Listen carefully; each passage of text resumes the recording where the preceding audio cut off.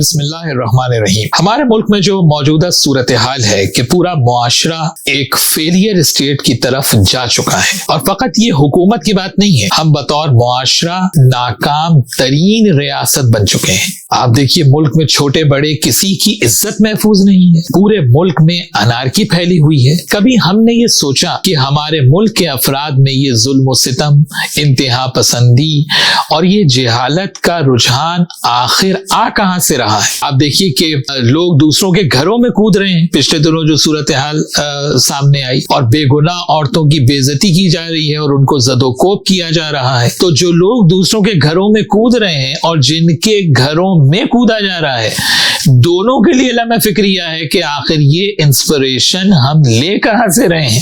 آپ دیکھیے عورتوں کے گھروں کے دروازے توڑے جا رہے ہیں، جو صورتحال ملک کے اندر ہو چکی ہے. لیکن یہاں میں محترمہ ناصرہ اقبال صاحبہ سے عرض کروں گا کہ شکر کریں کہ آپ کے گھر کا صرف دروازہ توڑا گیا ہے، ورنہ مسلمانوں کی تاریخ تو یہ ہے کہ وہ صرف دروازہ توڑتے نہیں ہیں بلکہ اسے جلا کر راکھ بھی کر دیتے ہیں. معاشرے میں آج جہالت ہے، ناانصافی، ظلم و ستم، لوٹ مار، بے نظمی، تباہی اور یہ بربادی جو ہے، اس کا اصل سبب کیا ہے؟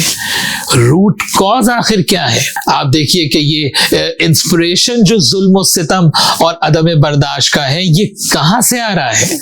میں یہاں ایک مثال پیش کرنا چاہتا ہوں. دیکھیے یہ ہے آپ کے سامنے سندھ کی ایک یونیورسٹی کا BA کا اسلامک ہسٹری کا پرچہ. ذرا سا اس کو اسٹل کر کے ایک دفعہ ملاحظہ فرمائیے کہ بنو امیہ کے ظالم و جابر، فاسق و فاجر، بدکار، ہزاروں بے گناہ مسلمانوں کے قاتلوں کی تاریخ اسلام کی تاریخ کے عنوان سے ہماری یونیورسٹیز میں پڑھائی جا رہی ہے. ذرا سا اس کا پہلا سوال آپ دیکھیے کہ بنو امیہ کا حدیث میں کنٹریبیوشن. واہ کیا بات ہے سر، جنہوں نے صرف بے گناہ لوگوں کو قتل کرانے اور بدکاریوں کے علاوہ زندگی میں کچھ نہیں کیا، ان کا کنٹریبیوشن اسلام کے لیے، جو سب سے بڑے اسلام کے دشمن ہیں. اور یہاں پر میں جناب بلاول بھٹو صاحب سے بھی گزارش کروں گا کہ آپ ماشاءاللہ ایک پڑھے لکھے نوجوان ہیں اور باہر سے پڑھ کر آئے ہیں، اور ہمیں آپ سے بڑی امیدیں ہیں کہ ایک عرصے کے بعد پاکستانی سیاست میں ایک پڑھا لکھا نوجوان آیا ہے. لیکن آپ ذرا سا جا کے دیکھیے تو صحیح کہ سندھ میں، اور غالباً یہ بے نظیر بھٹو یونیورسٹی ہے جس کا یہ 2021 کا یہ امتحانی پرچہ ہے BA کا، کہ آپ کی والدہ کے نام پر جو یونیورسٹی بنی ہے وہاں اسلامک ہسٹری میں پڑھایا کیا جا رہا ہے. کبھی جا کے آپ دیکھیں تو صحیح کہ دہشت گردوں کی تاریخ کو اسلام کی تاریخ کے عنوان سے پڑھایا جا رہا ہے، اور جناب علی قاتلوں کو اور فاسق و فاجر جو ہے وہ لوگوں کو ہیرو بنا کر پیش کیا جا رہا ہے. حجاج بن یوسف کا تذکرہ اس پرچے میں دیکھیے جناب، لاکھوں بے گناہ مسلمانوں کا قاتل، صحابہ اکرام کو جس نے قتل کروایا.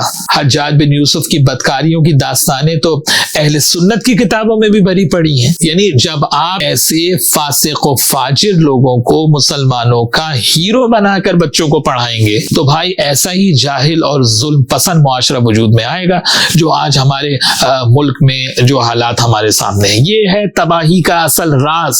میں یہاں پر ہمارے جو محترم ٹی وی اینکرز ہیں ان کو میں مخاطب کروں گا کہ آپ صبح و شام ٹیلی ویژن کے اوپر بڑی محنت کرتے ہیں اور ملک کی تباہی اور یہ سب کچھ جو ہو رہا ہے اس کے حل کو آپ تلاش کرنے کی کوشش کرتے ہیں، تو آپ اس روٹ کاز پہ تو بات کریں کہ روٹ کاز اس تباہی اور بربادی اور عدم برداشت کا کیا ہے. روٹ کاز یہ ہے کہ بچوں کو نصاب تعلیم میں دین کے نام پر دہشت گردوں کی تاریخ پڑھائی جا رہی ہے، اور یہی ملک کی تباہی کا اصل راز ہے کہ آپ نے نسل کی تربیت اسلام نبوی کی بجائے اسلام اموی پر کی ہے. اس کی طرف ہمیں غور کرنے کی ضرورت ہے. جہاں قرآن حکیم، اللہ کی پاک کتاب اور محمد و آل محمد علیہ السلام کی تعلیمات بچوں کو پڑھانا تھیں، وہاں آپ نے بنو امیہ کے ظالم و جابر حکمرانوں کی تاریخ اسلام کے نام پر پڑھائی ہے. تو ٹھیک ہے، جو بیج آپ نے بویا ہے آج اسی کی فصل آپ کاٹ رہے ہیں، تو اس میں اب پریشان ہونے کی کیا ضرورت ہے؟ مجھے یہ بتائیے کہ جس معاشرے میں نسیم حجازی جیسوں کی کتابیں پڑھی جاتی ہوں اور ان کو جناب آئیڈیل کے طور پہ پیش کیا جاتا ہو، تو وہاں طالبان اور القاعدہ ہی جنم لیں گے، کسی خیر کی امید تو آپ نہیں کر سکتے. اور میں یہاں اپنی اس پوری گفتگو کی تائید میں امام جعفر صادق علیہ السلام کا ایک قول پیش کرنا چاہتا ہوں کہ امام جعفر صادق علیہ السلام ارشاد فرماتے ہیں کہ لوگوں پر ظلم نہ کرو، کیونکہ بنو امیہ وہ تھے کہ جن کی حکومت کی بنیاد تلوار، ظلم، زبردستی کے اوپر رکھی گئی تھی. اور اس کے بعد امام ارشاد فرماتے ہیں کہ جبکہ ہماری حکومت، یعنی آل محمد علیہ السلام کی طرف اشارہ کر کے امام نے ارشاد فرمایا کہ جبکہ ہماری حکومت نرمی، دلجوئی، حسن معاشرت، پرہیزگاری، عدل و انصاف، بھوکے کا پیٹ بھرنا، غریب اور امیر کے فرق کو ختم کرنا، ان چیزوں کے اوپر اس کی بنیاد ہے. تو دیکھیے بہت واضح بات ہے، ایک طرف نظام نبوی ہے، ایک طرف اسلام نبوی ہے جس میں عدل ہے، جس میں انصاف ہے، جس میں رحم دلی ہے، جس میں حسن سلوک ہے، جس میں غریب اور امیر کے فرق کو ختم کرنا ہے، جس میں مساوات ہے. اور ایک طرف نظام اموی ہے جس میں ظلم ہے، جس میں لوٹ مار ہے، جس میں کرپشن ہے، جس میں لوگوں کو بے گناہ قتل کرنا ہے. اب فیصلہ آپ کا ہے کہ آپ کس نظام کو ملک میں رائج کرنا چاہتے ہیں.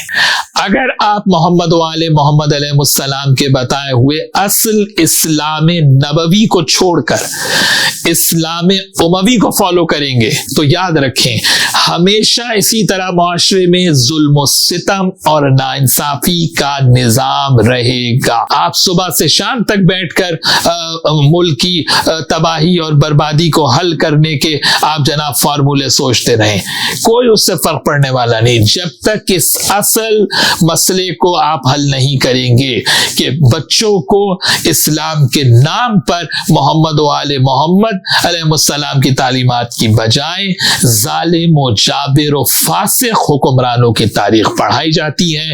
اور یہ ظلم و تشدد کا جو انسپریشن ہے یہ وہیں سے چلتا ہے جو آج پورا معاشرہ ہمارا اس کا شکار ہے.